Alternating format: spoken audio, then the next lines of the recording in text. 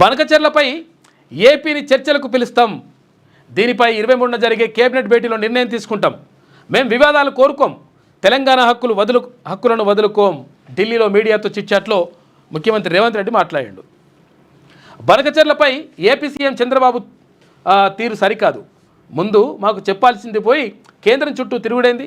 గోదావరి జలాలను ఆంధ్రకు రాసిచ్చిందే మామ అల్లులు కేసీఆర్, హరీష్ రావు. బనకచెర్ల ప్రాజెక్టుకు కేసీఆర్ హయాంలోనే పునాది పడ్డది. చచ్చిన పార్టీని బతికించుకునేందుకు ఇప్పుడు బీఆర్ఎస్ కుట్రలు. జీబీ లింక్ను వాడుకుంటూ సెంటిమెంట్ను రగిలించాలని చూస్తున్నారు. కిషన్ రెడ్డికి ట్యూషన్ మాస్టర్ కేసీఆర్, కేటీఆర్కు లైజనింగ్ ఆఫీసర్ కిషన్ రెడ్డి అని చెప్పేసి నిన్న విమర్శించిండు ముఖ్యమంత్రి రేవంత్ రెడ్డి. జన వివాదాల పరిష్కారం కోసం గోదావరి బనకచెర్ల లింకుపై ఒక అడుగు ముందుకేసి ఏపీ ప్రభుత్వాన్ని తామే చర్చలకు ఆహ్వానిస్తామని సీఎం రేవంత్ రెడ్డి తెలిపారు. పొరుగు రాష్ట్రంతో వివాదాలు కోరుకోవడం లేదని, ఇరు రాష్ట్రాల మధ్య నీటి పంచాయతీలు వద్దనే తమ నినాదమని చెప్పారు. అయితే కూర్చొని మాట్లాడుకుంటేనే రెండు రాష్ట్రాల మధ్య సమస్యలు పరిష్కారం అవుతాయని భావిస్తున్నట్లు పేర్కొన్నారు. ఇక ఈ నెల 23న రాష్ట్ర మంత్రివర్గం భేటీ కానుందని, అందులో ఈ అంశంపై చర్చించి నిర్ణయం తీసుకుంటామని వెల్లడించారు. ఇక ప్రాజెక్టు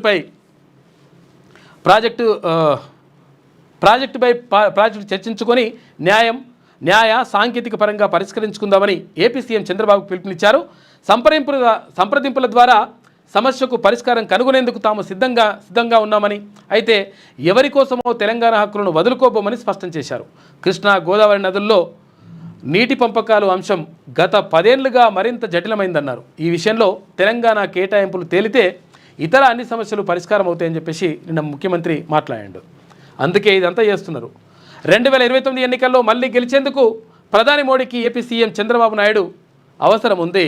అలాగే చంద్రబాబు నాయుడుకు గోదావరి వరద జలాల అవసరం ఉంది. తెలంగాణలో పార్టీని బతికించుకోవడానికి బీఆర్ఎస్కు పోలవరం బనకచెర్ల అవసరం ఉంది. అందుకే వీరంతా కలిసి కాంగ్రెస్ను నన్ను ఇబ్బంది పెట్టాలని చూస్తున్నారని చెప్పేసి నిన్న ముఖ్యమంత్రి మాట్లాడాడు. బనకచెర్లపై ఏపీతో చర్చలు చేస్తాం, కాకపోతే ఏంటంటే తెలంగాణ అంశం మాత్రం, తెలంగాణకు సంబంధించినటువంటి నీటి వాటా మాత్రం 100% దక్కాలిచ్చిందే అని చెప్పేసి ముఖ్యమంత్రి అంటుండు. 6వ తరగతి నుండి 10వ తరగతి విద్యార్థులకు గొప్ప అవకాశం. ఏపీ, తెలంగాణ మరియు సిబిఎస్ఈ విద్యార్థులకు ఎలాంటి అడ్మిషన్ ఫీజు లేకుండా సంవత్సరానికి కేవలం 1000 రూపాయలకే ఐఐటీ స్టాండర్డ్స్ తో ఆన్లైన్ ట్యూషన్స్ చెప్పబడును. 15 ఏళ్ల సుదీర్ఘ అనుభవం గల ఫ్యాకల్టీతో క్లాసులు నిర్వహించబడును. ఇప్పుడే ప్లే స్టోర్ నుండి ధర్మవాహిని యాప్ ని డౌన్లోడ్ చేసుకోండి. వివరాలకు సంప్రదించండి 7893051526.